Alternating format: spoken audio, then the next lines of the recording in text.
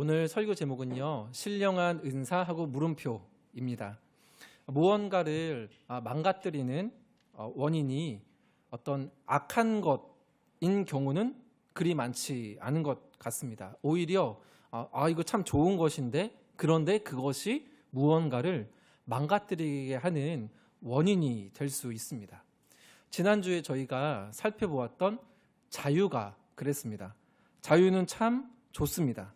예수님 안에서 거리끼지 않고 무엇이든 먹고 행할 수 있는 자유가 고린도 교회 성도들에게 분명히 있었지만, 질서를 벗어난 자유는 방종으로 이어졌음을 지난주에 저희가 살펴보았습니다.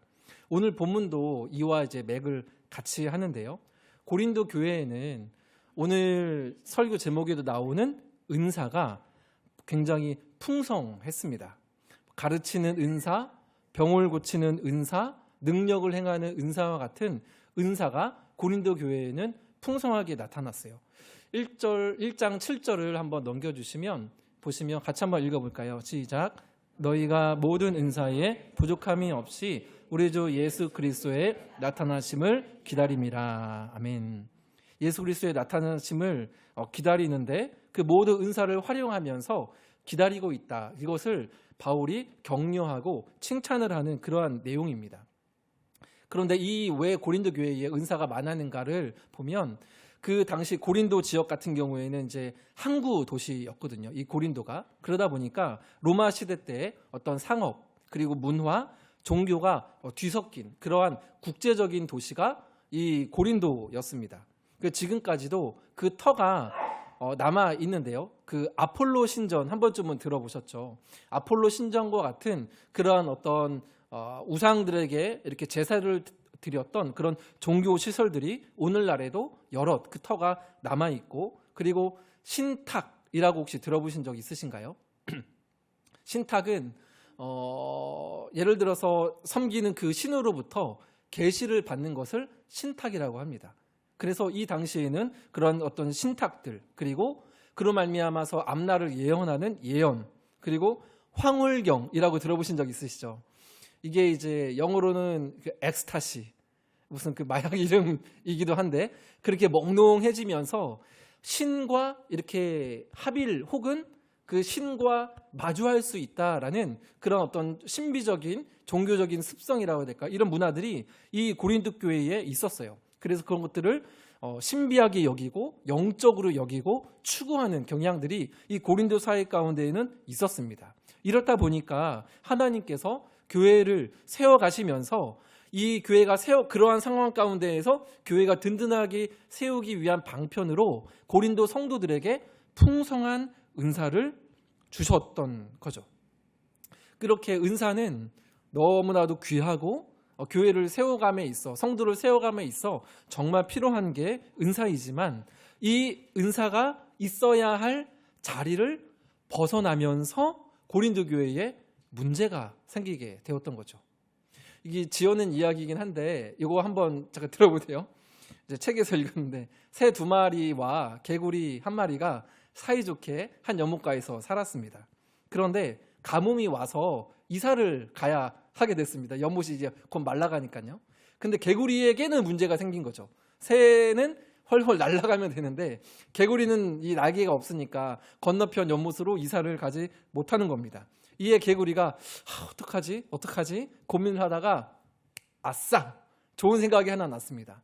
나뭇가지를 하나 가져다가 새가 2마리니까 야, 좀 물어. 이렇게 문 다음에 자기는 가운데를 이제 이렇게 물고 건너편에 있는 연못가로 가자. 이 구상을 했죠. 될까 하다가 시도를 했는데 웬걸 되는 겁니다. 그래가지고 양쪽에 새 2마리가 나뭇가지를 물고 가운데 있는 개구리가 이제 이렇게 물고 날아가는 거예요. 날아가는데 밑에 있는 이제 아이들이 보고 신기하잖아요. 이야, 어떻게 저렇게 새 2마리와 개구리가 하늘을 날아갈까? 신기하다. 야, 저거 누구 아이디어냐? 이렇게 이제 막 왁자지껄 한 겁니다. 그 이야기를 들은 개구리가 이게 누구 아이디어죠? 개구리 아이디어잖아요. 개구리가 말하고 싶은 거를 참고 있다가 참지 못하고 내 아이디어지 말을 하는 순간 네, 땅으로 떨어져서 죽었다고 합니다. 네, 이거 책에서 웃고 야 이거 너무 옛날 아재 개그인데 했는데 오늘 이 설교와 이게 맞아 떨어져서 좀 이야기를 드려봤습니다.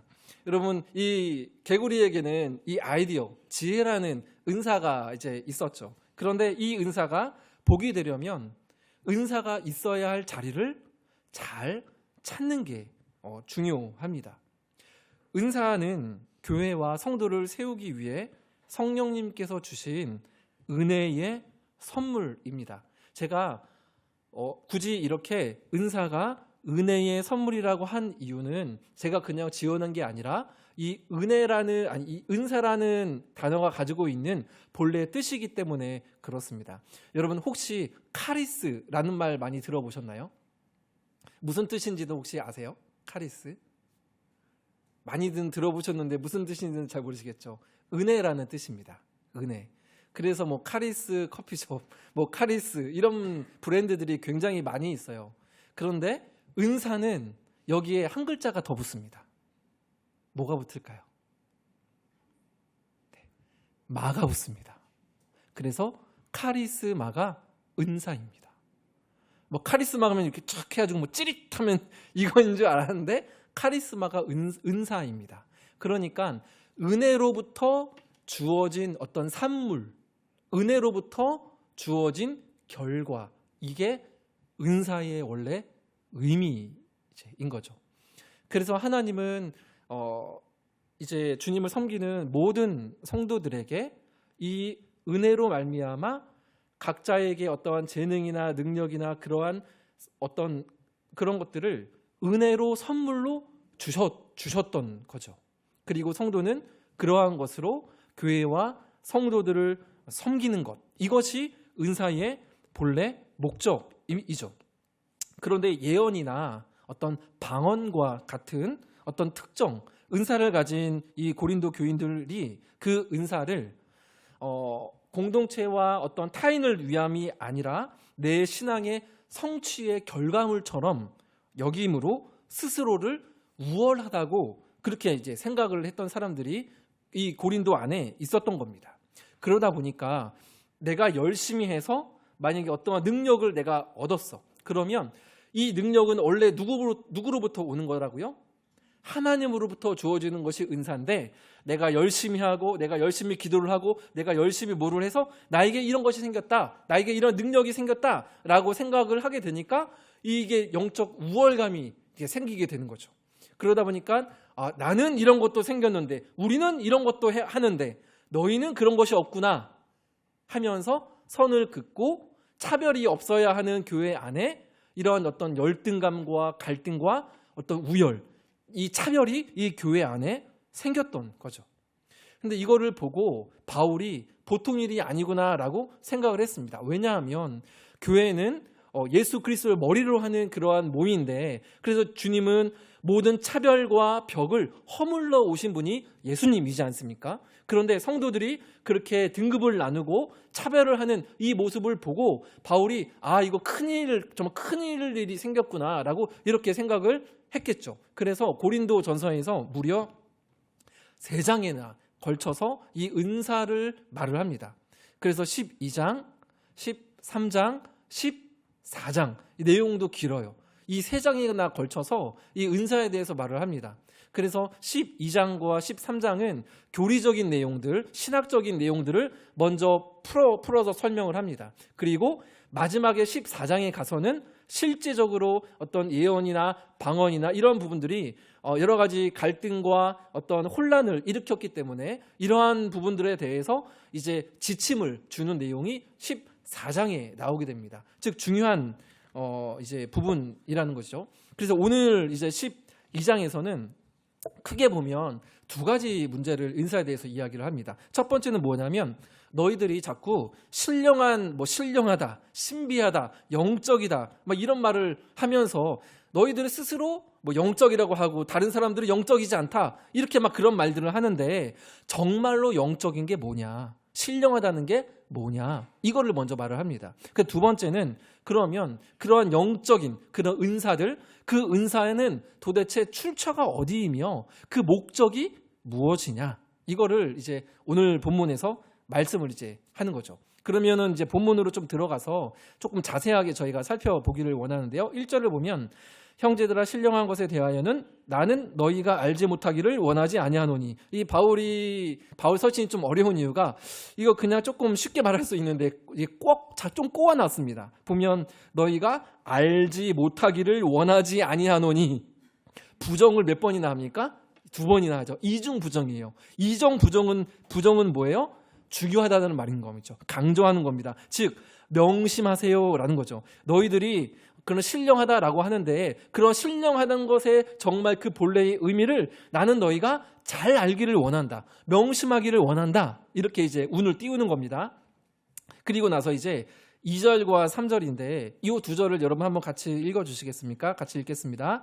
너희도 알거니와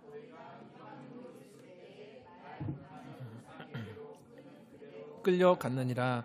그러므로 내가 너희에게 알리노니 하나님의 영으로 말하는 자는 누구든지 예수를 저주할 자라 하지 아니하고 또 성령으로 아니하고는 누구든지 예수를 주시라 할 수 없느니라. 아멘. 이 말이 무슨 말이냐면 2절에 너희가 그리스도인이 되기 전에는, 그러니까 이방인이었을 때에는 진리를 스스로 분별하지 못하지 않았느냐? 그래서 말도 못하는 우상들에게 이리저리 막 끌려다니고 그런 황홀경, 막 엑스타시를 경험하면서 막 그런 행위들을 막 하지 않았냐? 그런데 너희는 지금 유대인들이, 특히 유대인들이 저주받은 자라고 말을 했던 예수님을 나의 주님이라고 부르고 있지 않느냐? 이것이 성령님의 역사이고 진짜로 신비하고 영적인 일이 아니더냐? 이런 말씀인 겁니다.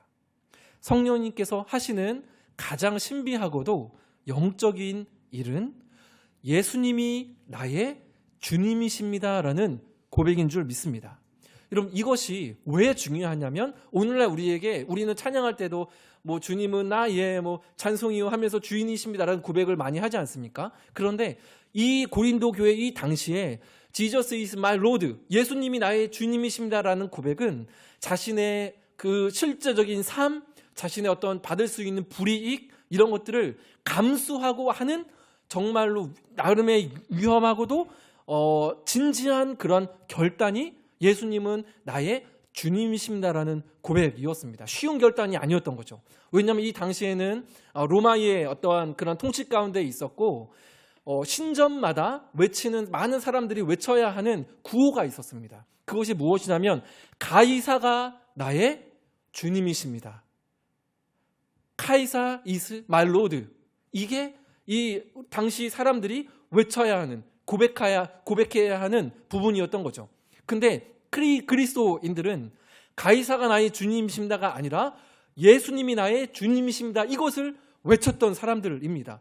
그러니까 이게 자신의 어떤 불이익도 받을 수 있지만 그럼에도 불구하고 예수님이 정말로 나의 주님이시니까 정말 그 하나님만 예수 그리스도만 나의 충성을 받으실 주님이십니다라는 그러한 진정이 담긴 그러한 귀한 고백이 예수님이 나의 주님이십니다라는 이 고백인 겁니다. 그러면 너희들이 그렇게 과거에는 이방인이었고 이리저리 말도 못하는 우상들이 끌려다니는 삶을 살고 있었고 많은 사람들이 가이사가 나의 주님이십니다라고 고백하고 있는 그 상황 가운데에서 예수가 나의 주님이시라는 그 고백이 과연 그냥 된 것이냐? 아니다. 성령 하나님의 역사하심, 성령께서 너희에게 너희 마음을 밝혀주셨기 때문에 예수님은 나의 주님이십니다라는 그런 고백이 가능한 것이다. 바로 그것이 가장 영적인 일이고 신비한 일이다라고 사도 바울이 말을 이제 하는 것이죠. 그래서 바울이 이 논리를 통해서 사실은 궁극적으로 하고 싶은 말은 한 가지가 있습니다. 그러니까 물론 성령께서 그런 어떤 믿음을 주셔서 예수 나의 주님이십니다. 이게 성령의 역사다. 이것도 하고 싶은 말이 맞지만 궁극적으로 이 부분에서 바울이 하고 싶었던 이야기는 무엇이냐면 조금 제가 어려운 말로 하면 성령의 보편성입니다. 무슨 말이냐면 성령 하나님이 어떠한 특정한 은사를 가진 사람에게만 국한되어 있는 게 아니라 예수님은 나의 주님이십니다라고 고백하는 모든 성도들에게는 누가 계시다? 성령께서 계시다라는 거죠. 은사자들은 내가 성령의 은혜가 있다, 나에게 능력이 있다라고 하면서 선을 긋고 스스로를 우월하다고 생각을 했습니다. 근데 바울은 그것을 보고 아니다, 예수를 주라 고백하는 모든 성도들에게는 성령께서 함께 계신다, 그것이 너희들의 증거다라고 이 첫 단추를 이렇게 이제 깨고 있는 거죠. 여러분 어떻습니까? 정말 이렇게 가끔 유튜브나 이런 데 보면 말씀을 굉장히 유창하게, 너무나도 논리적으로, 너무나도 은혜롭게 전하는 그런 말씀 사역자들이 이제 있습니다. 근데 그런 분들을 보면서 약간은 저도 이제 질투는 아닌데 부럽다, 나도 좀 저렇게 좀 하고 싶다, 이런 생각이 들기도 하고, 또 때로는 앞에서 또 찬양 인도하시는 분들을 보면 이렇게 손 탁 들고 이제 눈물 한번 또 탁 흘리기도 하고 촥 이렇게 하면 영적이어 보이고 굉장히 신령해 보이면서, 그죠? 근데 나는 왜 이럴까? 나는 여기서 뭐 하고 있나? 나에게 성령 하나님이 계신가? 나는 정말 예수님을 믿는 사람이 맞나? 이런 생각이 드실 때도 아마 있을 겁니다. 제가 이제 청년 시절에 그랬었거든요. 저는 이제 방언, 선배들이나 이런 분들은 이제 방언 기도를 하는데 나는 방언 기도를 못 하니까 내 안에 나는 정말 예수님 믿는 사람이 맞나? 성령님이 내 안에 계신가? 이런 고민들을 이제 이제 했었거든요. 그런데 바울이 오늘 본문에서 말을 하는 거죠. 아니, 그런 것도 아니다. 예수님을 주인으로 고백하는 것 자체가 너희들 안에 성령님께서 계신 증거다, 이렇게 이제 말을 하는 겁니다. 자, 이어서 이제 4절과 5절에서는 성령님의 어떠한 다양함과 출처를 이제 이야기를 하는데요. 4절과 5절과 6절을 여러분 한번 읽어주시면 좋겠습니다. 한번 읽겠습니다. 은사는 여러 가지나 성령은 같고 직분은 또 사역은 여러 가지나 모든 것을 모든 사람 가운데서 이루시는 하나님은 같으니. 보면 4절과 5절과 6절에 비슷한 말이 계속 반복이 되죠. 첫 번째로 반복되는 게 여러 가지나, 그렇죠? 여러 가지나, 은사는 여러 가지나, 직분도 여러 가지나, 사역은 여러 가지나. 그런데 여러분 무엇이 같습니까? 하나님이 같죠. 첫 번째로 나오는 게 성령 같고, 두 번째로 주는 같으며, 이 주는 누구를 뜻합니까? 예수님을 뜻합니다. 세 번째로 무엇이 같습니까? 하나님은 같으니. 성부, 성자, 성령, 곧 삼위일체. 몇 분 하나님입니까? 한 분 하나님을 말합니다. 즉 4절과 5절과 6절에서 말을 하는 바는 다양한 은사와 다양한 직분과 교회에서 이루어지는 다양한 사역들이 있지만 이 모든 것의 출처가 되시는 분은 몇 분 하나님이시다? 한 분 하나님이시다라는 겁니다. 그런데 너희 고린도 성도들아, 너희는 한 분 하나님이 주신 그 은사와 직분과 사역을 가지고 서로 차별하고 구분짓고 스스로를 우월하다고 생각하고 있으니 그것이 과연 옳으냐? 라고 이렇게 말을 하고 있는 거죠. 여러분 혹시 이제 신앙의 연차가 좀 되신 성도분들 중에 큰 목사님이라는 말 들어보신 분 계신가요? 작은 목사님이라는 말을 잘 못 들어보셨죠? 네, 큰 목사님. 저도 어렸을 때 큰 목사님 오신데 큰 목사님 이런 말을 이제 들어봤는데요. 여러분 그러면 큰 교회를 담임하면 큰 목사님이고 시골 작은 교회를 담임하면 작은 목사님일까요? 아니면 키가 한 180 이상 돼야지 큰 목사님일까요? 그럼 이거를 조금 연결해서 또 생각해 보면 큰 교회에 속하면 큰 성도이고 작은 교회에 속하면 작은 성도입니까? 그래서 여러분 사실 이런 부분들은 아무 의미가 없죠. 왜 그렇습니까? 모든 은사는 크신 하나님 한 분께서 당신의 뜻대로 주시는 것이기 때문에 그렇습니다. 각자에게 주님의 주권대로 주시는 것이 여러분 은사이죠. 때문에 우리가 크다 작으다 이거 붙이는 것이 사실은 하나님 앞에서는 아무런 의미가 없는 겁니다. 우리 본성이 사실 죄인인지라 주목받고 인정받는 은사, 겉으로 드러난 사역들을 감당하다 보면 사실은 굉장히 쉽게 마음이 높아지고 교만해질 수 있습니다. 왜냐하면 그것이 사람들의 본성이거든요. 그렇게 드러나는 은사를 행하는 자 스스로도 높아질 수 있고 또한 그러한 자들을 우러러보게 됩니다. 이게 사람의 습성이죠. 성전 미문에서 앉아있던 사람을 향해서 베드로와 요한이 나사렛 예수 그리스도의 이름으로 일어나 걸으라 했을 때에 일어나 걸었죠. 근데 그때 사람들이 어떻게 했습니까? 우아하면서 누구를 쳐다봤습니까? 베드로와 요한을 쳐다봤습니다. 그러자 베드로가 이렇게 말을 하죠.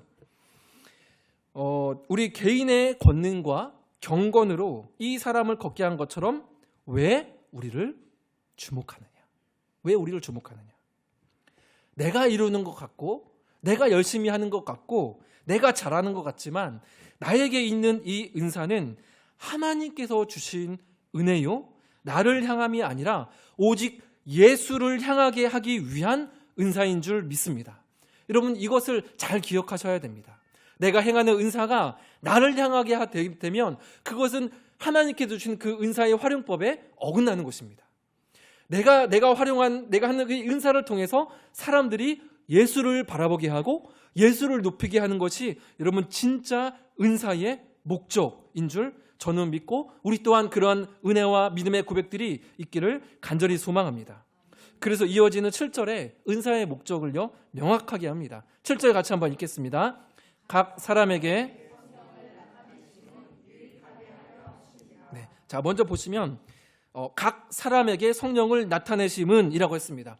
성령이 행하시는 일이 무엇인가? 성령님 보이지도 않는데 무엇을 행하시는가 할 수 있는데 여기에 기록되어 있죠. 각 사람에게 성령을 어떻게 하신다고요? 나타내심은 유익하게 하려 함이라. 즉 우리에게 주어진 그 은사가 누구의 나타내심이라고요? 성령의 나타내심이라는 겁니다. 누군가가 어떠한 은사가 있어서 너무나도 찬양대 지휘를 잘해. 그러면 그 은사를 통해서 누가 나타나시는 겁니까? 성령께서 나타나시는 거죠. 즉 성령 하나님께서 우리가 우리의 눈으로 볼 수 있는 그러한 모습으로 나타나는, 은사를 통해서 나타나는 것, 이것이 여러분 성령의 가시적인 역사인 거죠. 보여지는 하나님 성령의 역사라는 겁니다. 그런데 그것이 누구에게 나타나는가? 각 사람에게입니다. 어떤 특별한 재능이 있는 사람에게만, 어떤 특별한 능력이 있는 사람에게만 나타나고 주어지는 것이 여러분 은사가 아니라 예수님이 나의 주님이십니다라고 고백하는 것 자체가 여러분 가장 큰 기적이자 은사이지 않습니까? 그렇다고 한다면 그 은사를 받은 사람에게는 성령께서 교회와 성도를 섬길 수 있는 그러한 은사들을 여러분 다 주신다는 겁니다. 나는 은사가 없는데 여러분 절대로 그렇게 생각하지 않으셨으면 좋겠습니다. 여러분 존재만으로도 은사이신 분이 계세요. 여러분 이 부분이 좀 공감이 되지 않습니까? 특별하게 뭔가 하지 않고 뭔가 이렇게 특별한 말도 하지 않는데 그냥 그 자리에 가만히 있는 것만으로도 마음이 편안해지고 뭔가 그분에게 좀 의지하고 싶은, 여러분 존재만으로도 은사가 될 수 있는 우리가 되기를 소망합니다. 여러분 모든 사람들에게 여러분 은사가 여러분 있다는 거죠. 그런데 그 은사를 주시는 목적이 무엇이냐? 유익을 위해 주셨다는 겁니다. 여러분 이 유익이 그냥 말하면 도대체 무슨 유익인가 할 수 있지만 이거를 원문으로 좀 자세히 보면은요, 사실은 이 유익은 이런 의미를 가지고 있습니다. 무슨 의미를 가지고 있냐면 함께 가져오다, 그리고 한 곳에 모으다라는 의미를 가지고 있는 단어가 유익입니다. 그러니까 즉 이 말은 혼자만의 유익이 아니라 여럿이 함께 도모하여 누리는 유익, 곧 공동의 유익을 뜻하는 단어가 이 7절에서 말을 하는 유익입니다. 즉 각 사람, 모든 사람에게 성령을 나타내심으로 은사를 주심은 공동의 유익을 위함이라 라는 말이 이 7절의 본래의 뜻인 거죠. 이것을 우리가 잘 알고 기억하고 여러분 고백하게 되면 하나님 그렇습니다. 나에게 주신 이 은사는 우리의 공동체를 위해, 누군가를 위해 섬기고 세우기 위해 주신 은사입니다. 주님 맞습니다 라고 고백을 하게 되면 여러분 기도를 하게 됩니다. 하나님, 나에게 주신 이 은사와 이 섬김이 누군가의 예배를 돕고 누군가의 믿음의 회복과 성장을 돕는데 사용되기를 원하오니 주여 나에게 주신 이 은사를 더욱더 충만하게 하여 주시옵소서. 이렇게 고백을 하게 됩니다. 이 은사가 하나님께 나에게 주신 것이고 나만을 위한 유익이 아니라 누군가를 세우고 회복하기 위한 은사임을 알게 되면 기도하게 됩니다. 이렇게 은사의 출처와 목적을 알면 겸손하게 되죠. 이 은사가 나에게 있는 이 재능이 하늘로부터 온 것을 아니까 겸손하게 되고, 겸손하니 기도하게 되고, 기도하면 나 스스로도 최선을 다해 준비하고 섬기게 됩니다. 그래서 은사에는 특징이 하나가 있는데, 모든 성도의 은사에는요 하나님의 성품과 하나님의 의도가 담겨져 있습니다. 그래서 드러납니다. 그래서 나에게 있는 이 은사가 하나님의 뜻대로 내가 잘 활용하고 있는가를 여러분 점검하시려면, 내가 섬기는 이 사역 가운데에, 이 섬김 가운데에 하나님의 성품과 하나님의 의도가 드러나는가, 이거를 보시면 됩니다. 내가 하는 이 섬김에 나를 향한 칭찬만 남는다면 그것은 방향이 잘못된 거죠. 은사의 자리가 벗어난 겁니다. 그런데 이것을 통해서 정말 그 한 사람이 오늘 은혜를 받았다고 이렇게 말을 하든지, 예수를 향한, 예배를 향한 그런 분들이 회복이 되었고 하나님의 성품이 그 나의 섬김 가운데 나타났다고 한다면, 그것은 내가 하나님의 뜻대로 잘 이 은사를 활용하고 이제 있는 거죠. 여러분, 과거에 유튜브 이 부분들이 별로 은혜가 안 되고 덕이 안 되긴 하지만, 제가 이제 여기서 이렇게 장풍을 쏘면 여러분 뒤로 꽈당 넘어지셔야 됩니다. 아무도 안 넘어지시네요. 그렇죠? 이렇게 하시는 분이 계시긴 한데, 여러분 손을 내밀면 뒤로 쓰러지거나 아말감으로 이 치료한 이 치아가 금리로 변한다든지, 여러분 그 말 들어보셨죠? 아니 어떻게 아말감이 금리로 변할까요? 여러분 이러한 현상들이 성령님의 의도와 성품과 연결이 되나요? 연결이 됩니까? 아말감이 금리로 변한다. 이게 성령과 무슨 상관이 있어요? 죄송합니다. 제가 조금 욱하려는, 아무런 상관이 없습니다. 여러분 뒤로 넘어지는 것 100% 단정할 수는 없지만, 물론 정말로 그 은혜의 충만한 가운데에 풀썩 주저앉을 수는 있다고 저는 생각을 합니다. 그런데 막 이렇게 뒤로 나동거라지는 게 과연 성령의 역사하심일까? 뒤로 나동거라지는 거는 사실은 위험할 수도 있잖아요. 그런데 성령께서 그렇게 한 사람을 뒤로 나동거라지게 하신다? 저는 그것을 성령 하나님의 의도나 성품과는 정반대라고 생각을 합니다. 성령님의 역사와 성령께서 주신 은사라고 한다면 먼저는 은혜가 나타나겠죠. 은혜의 선물이니까요. 은혜가 나타나는 것이, 은혜가 나타나야 되고, 또 그로 말미암아 이 화합이 나타나고 회개가 일어나는 것이지, 어떤 자극적이고 사람들의 어떤 욕망을 더욱더 이렇게 드러내어주는 그런 어떤 욕망이 담긴 모습으로 나타나지는 않는다는 거죠. 모든 은사에는 하나님의 의도하심, 의도가 담겨져 있다. 그래서 이어지는 8절부터의 은사의 목록들이 쭉 나열이 되어 있는데요, 이것도 하나하나 보면 성령님의 다 의도가 담겨 있는 은사들입니다. 사실은 이 본문에서는 은사들을 하나하나 설명함에 목적이 있지 않아요. 당시 성도들은 이미 이 은사들에 대해서 알고 있었기 때문에 그냥 가볍게 이런 은사, 이런 은사, 이런 은사, 이런 은사가 있다라고 이제 말을 이제 할 뿐입니다. 뭐 간단하게 제가 그냥 빠르게 좀 읽어드리면, 어떤 사람에게는 성령으로 말미암아 지혜의 말씀, 어떤 사람에게는 같은 성령을 따라 지식의 말씀, 다른 사람에게는 같은 성령으로 믿음을, 어떤 사람에게는 한 성령으로 병 고치는 은사, 어떤 사람에게는 능력 행함을, 어떤 사람에게는 예언함을, 어떤 사람에게는 영들 분별함을, 다른 사람에게는 각종 방언 말함을, 어떤 사람에게는 방언을 통역함을 주시나니 라고 하죠. 여기서 이 영들 분별함을, 여기 있는 은사들이 여러분 이때에는 필요했던 은사들입니다. 특별히 이 영들 분별함은 이게 무슨 말이냐면, 쉽게 말을 하면 사도 바울이 갈라디아 성가에 보면 다른 영이라고 말을 하는 거를 여러분 혹시 기억하시는 분 계실지 모르겠습니다.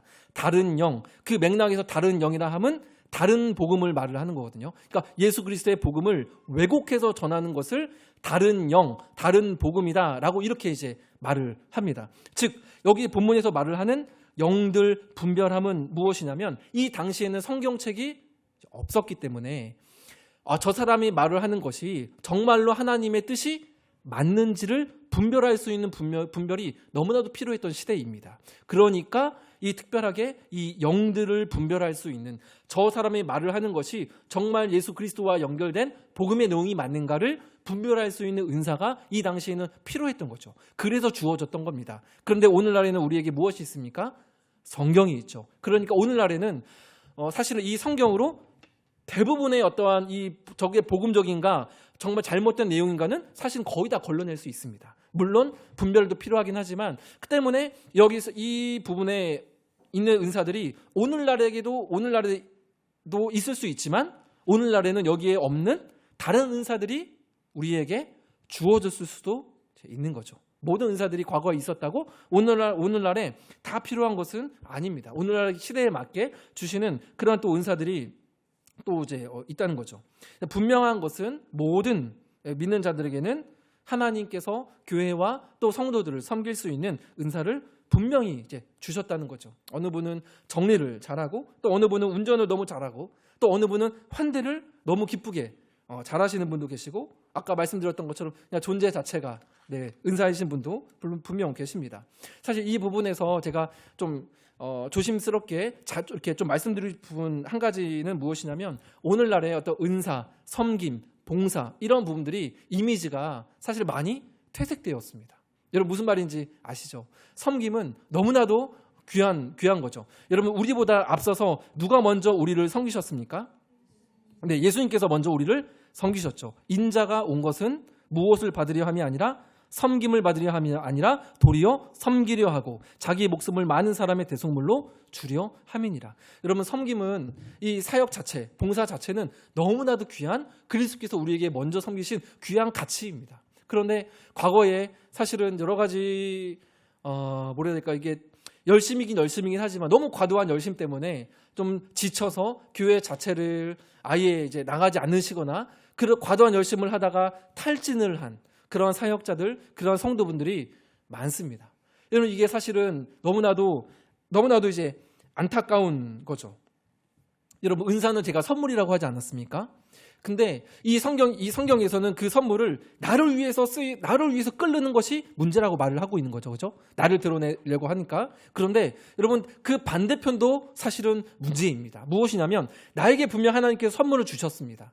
누군가를 섬길 수 있는 선물을 주셨는데 이것을 내가 그냥 그대로 가지고 있는 거죠.